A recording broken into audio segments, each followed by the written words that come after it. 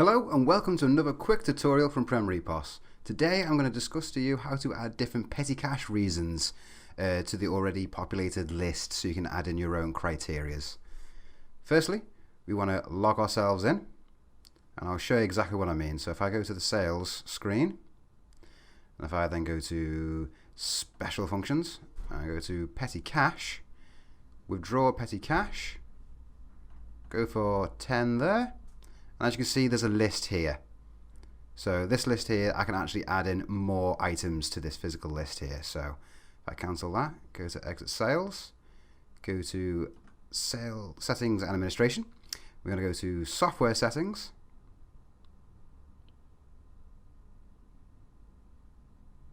I'm going to go into basic store settings.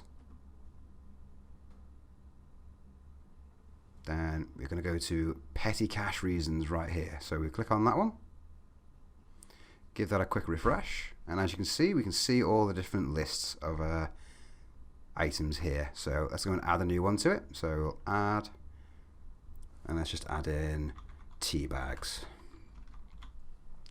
Click on accept. And as you can see, tea bags is now there. You can also delete things as well that obviously aren't applicable to yourself.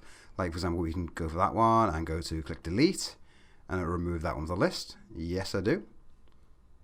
So there you have it. So we click on save settings,